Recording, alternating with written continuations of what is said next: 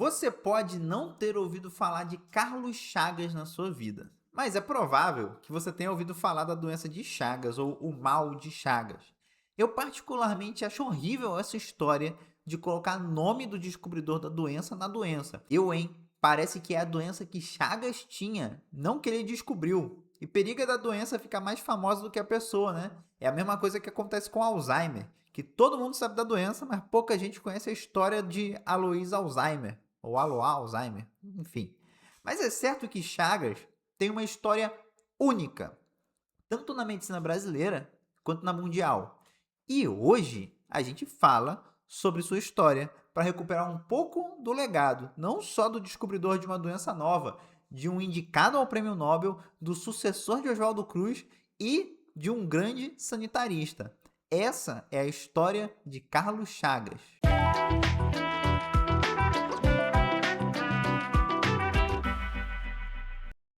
Ele nasceu em 1878, na Fazenda Bom Retiro, em Minas Gerais. Carlos Ribeiro Justiniano Chagas veio de família abastada.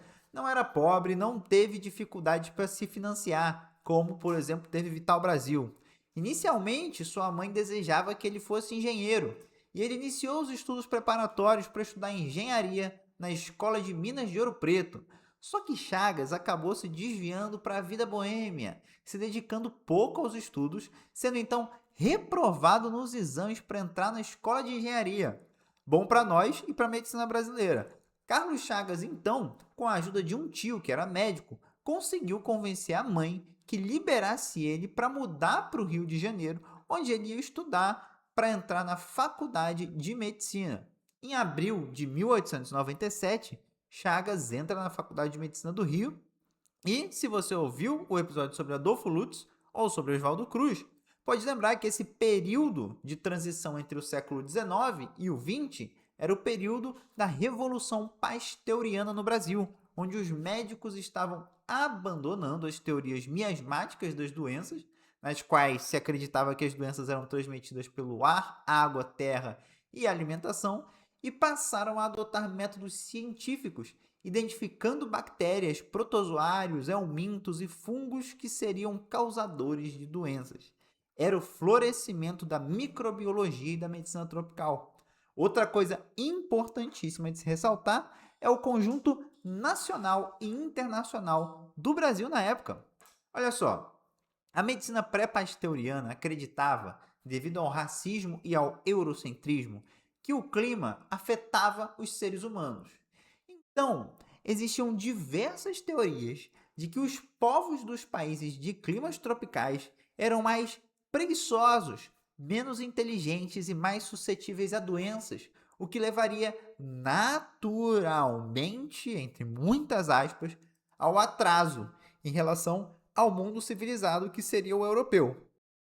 Era nos países com clima quente que você encontrava diversas mazelas como febre amarela e malária, doenças essas que tinham alta mortalidade e impediam realmente o desenvolvimento de certas regiões pelo impacto social que essas doenças causavam.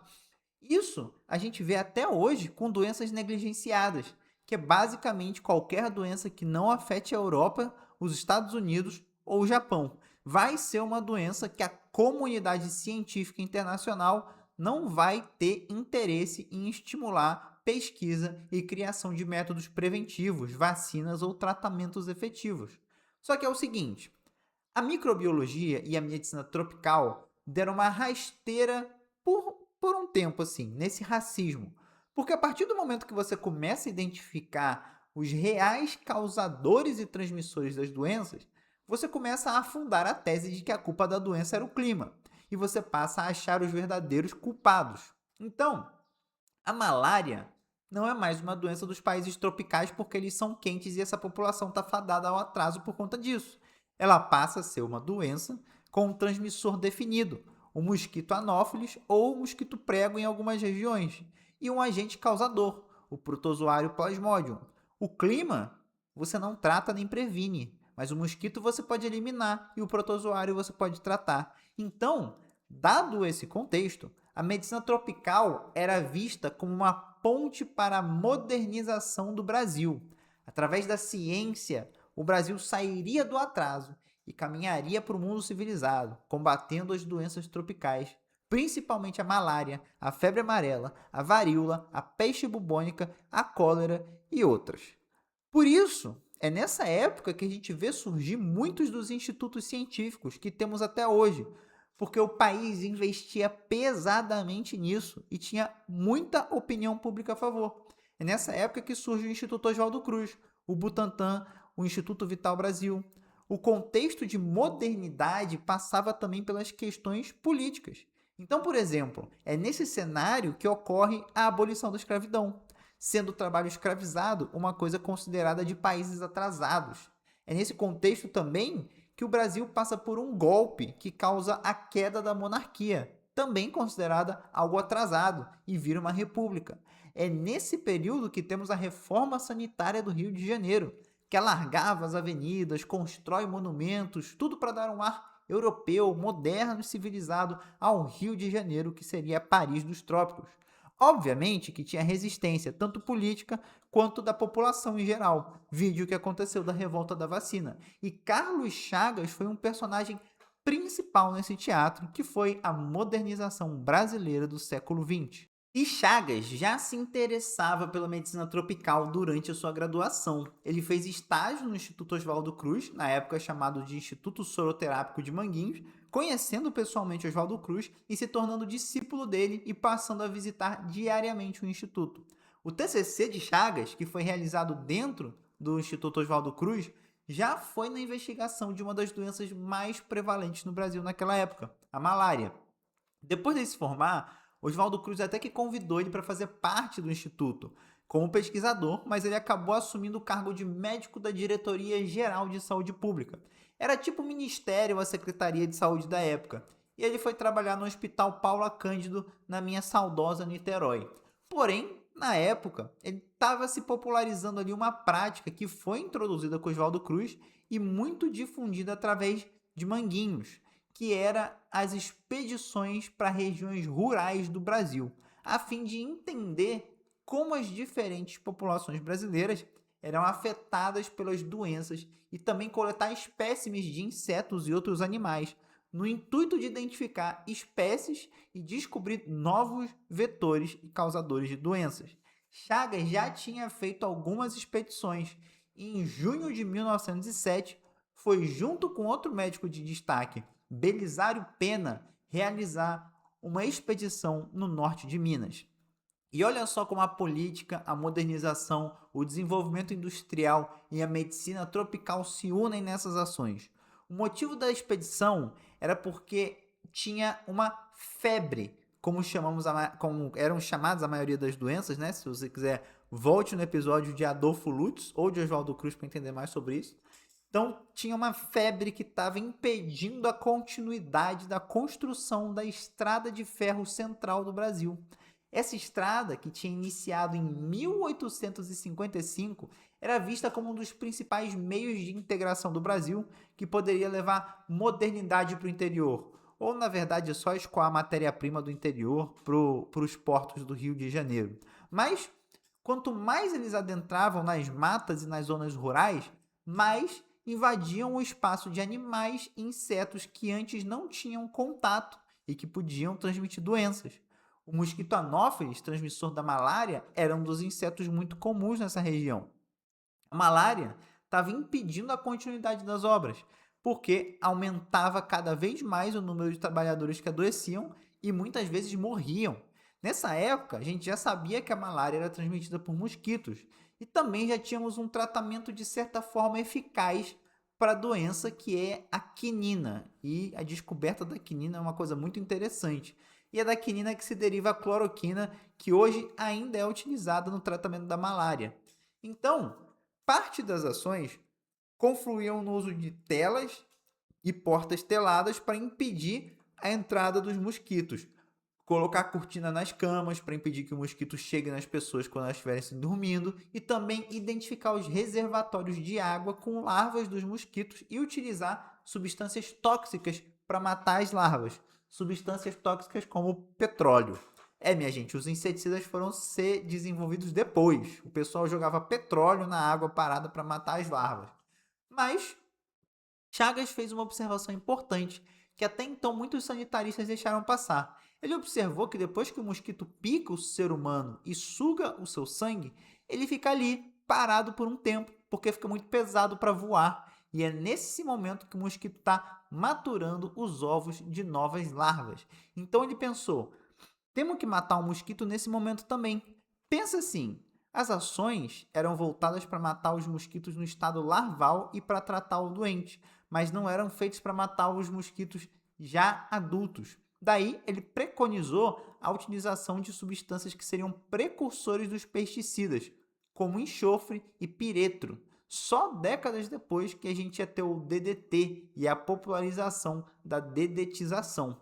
Essa nova medida de atacar o mosquito na fase adulta, aliado já às outras medidas existentes, permitiu que as obras da Estrada de Ferro fossem retomadas. Em 1908, Chagas já atuava como pesquisador do Instituto Oswaldo Cruz.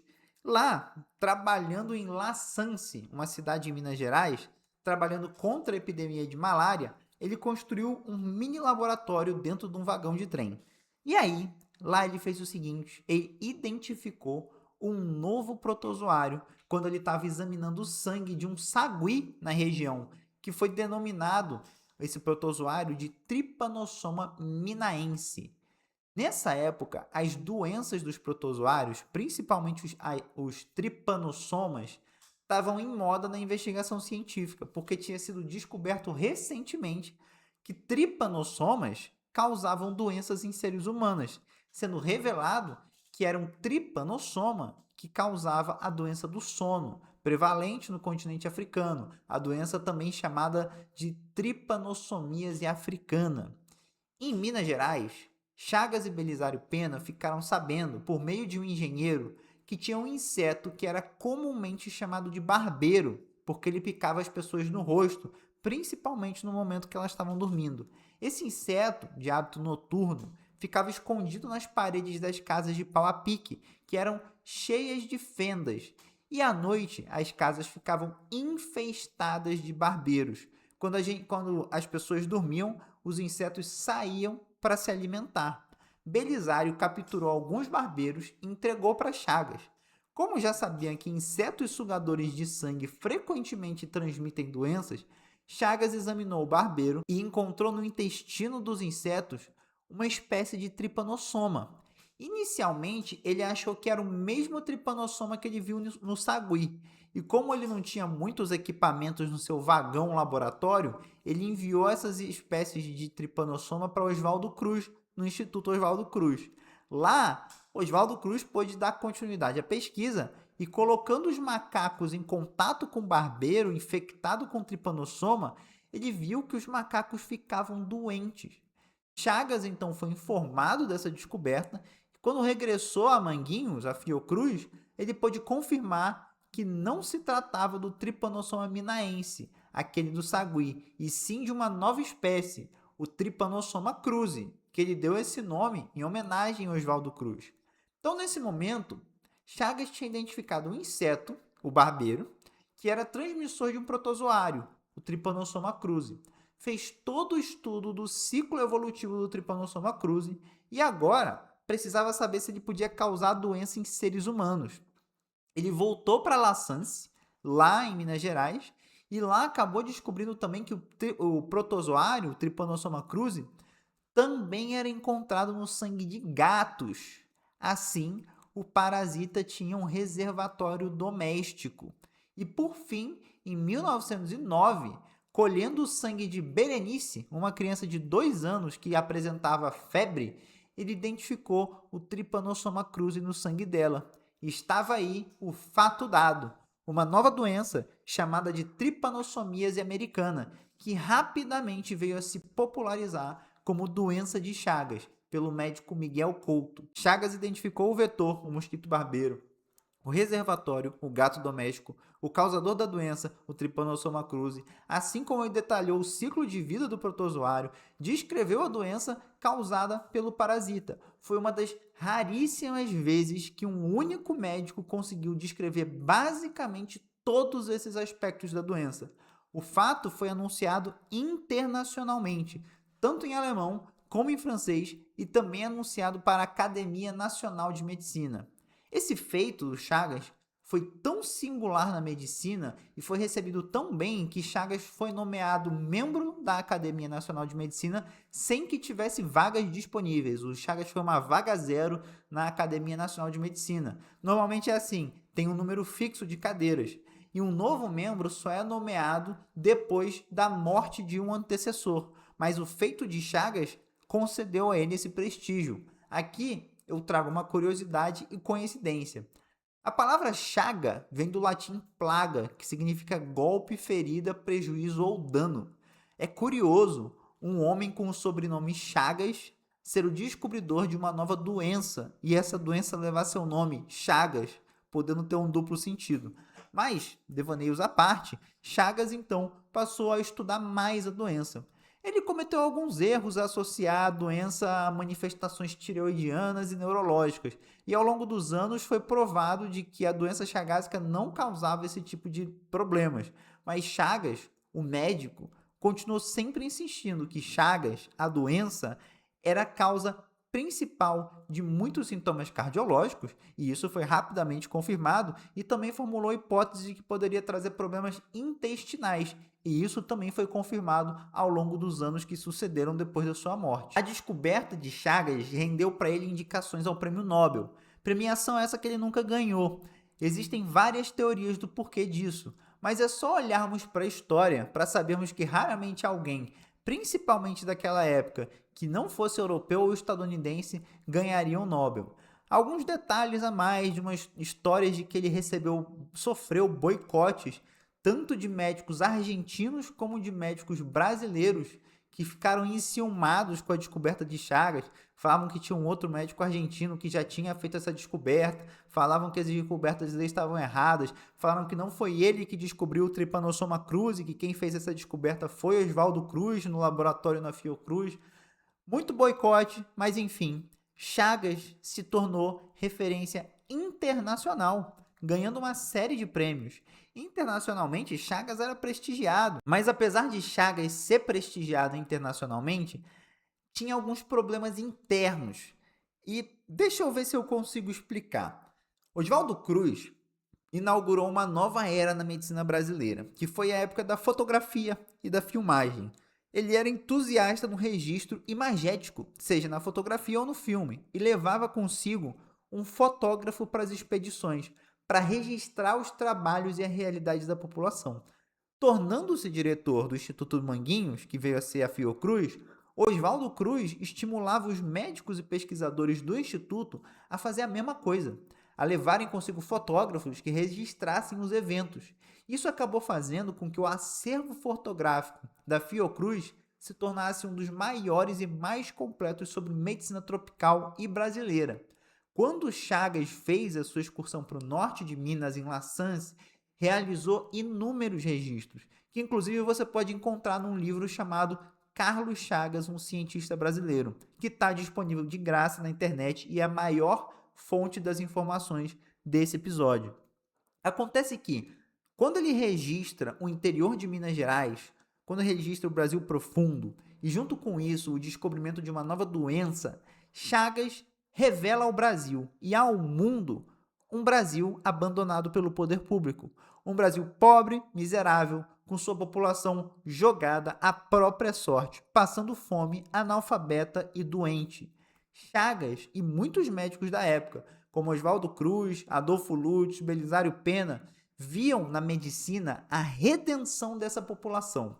A ciência salvaria esse povo, levando para eles saneamento básico e a cura de doenças agora tratáveis ou pelo menos preveníveis, através de vacinação, soroterapia, medicamentos e saúde pública. Eu leio aqui uma passagem escrita pelos médicos Arthur Neiva e Belisário Pena, abre aspas. É habitual dizer-se, e nós mesmos já temos cometido esse pecado, que o povo sertanejo é indolente e sem iniciativa. A verdade, porém, é outra. A ausência de esforços e iniciativa dessa pobre gente é proveniente do abandono em que vive e da incapacidade física e intelectual resultante de moléstias deprimentes e aniquiladoras. cabendo nessas regiões a moléstia de Chagas a primazia desse malefício. Fecha aspas.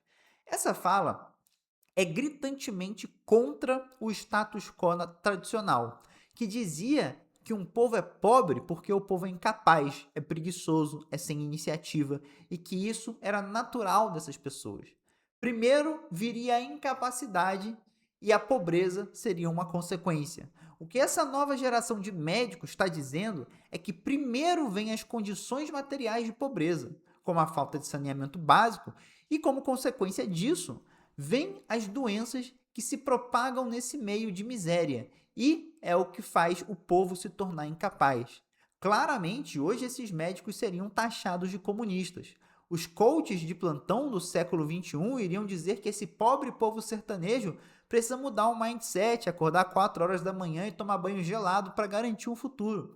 Críticas sociais à parte, essas declarações dadas por médicos tinham repercussões políticas. Se hoje os jornais dão muita voz para empreendedores e falsos empreendedores, antigamente o palco era dos médicos, principalmente dos sanitaristas, vistos como peças fundamentais do progresso. Políticas públicas de urbanização e saneamento básico eram realizadas sob consulta e muitas vezes com influência direta dos médicos.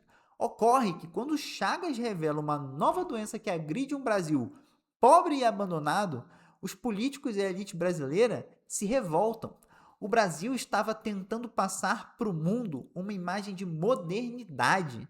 O Rio de Janeiro estava sendo renovado.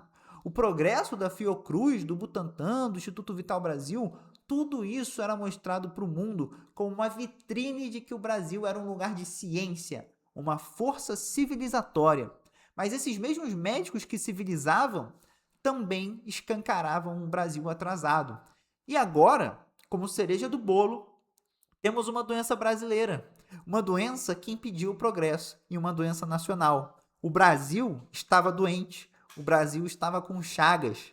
Como disse um certo médico, o Brasil é um grande hospital. E isso atrapalhava a imagem da modernidade. Como é que você vai falar que o seu país é um país de progresso e, ao mesmo tempo, a coisa que faz seu país ser reconhecido internacionalmente é uma doença vinculada à pobreza?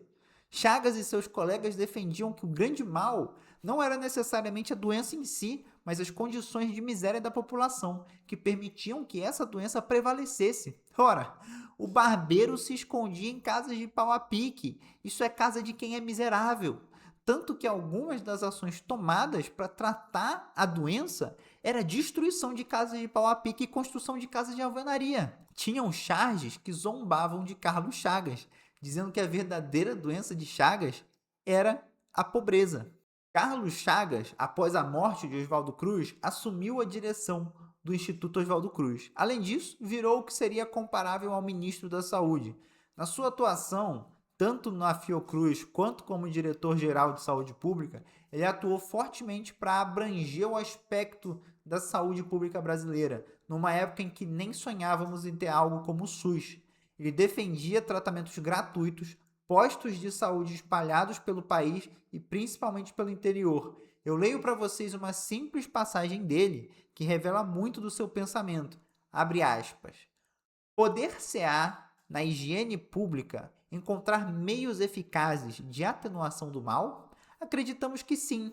Se tal problema, seguramente problema de Estado e de humanidade, se tornar preocupação de um estadista cientificamente bem orientado. Fecha aspas.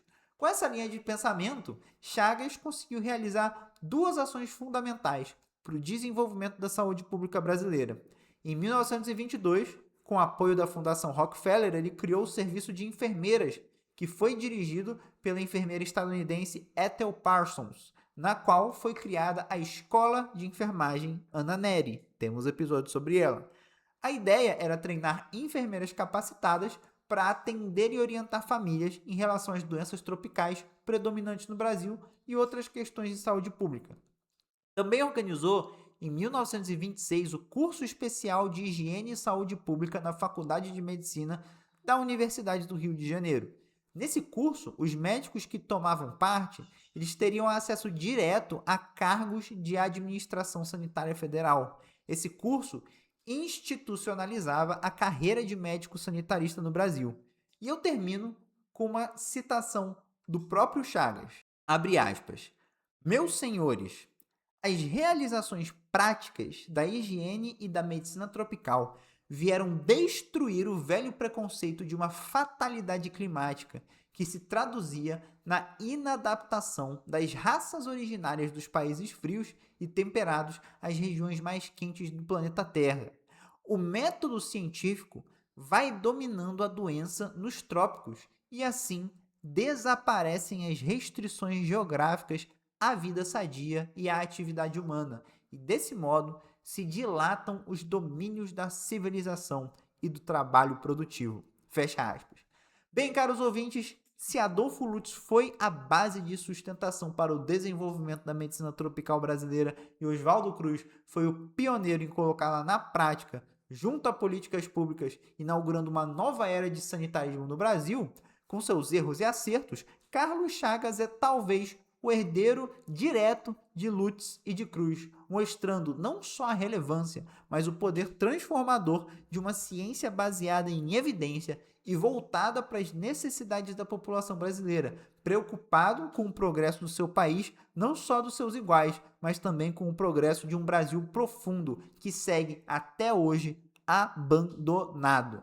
É isso, meus caros. Se você gostou desse episódio, não esquece de compartilhar com quem você gosta. Se você não gostou, compartilha com quem você não gosta. Você já sabia dessas curiosidades, dessa história sobre Carlos Chagas? Deixa aí um comentário, me fala o que você achou. Eu fico por aqui e até a próxima.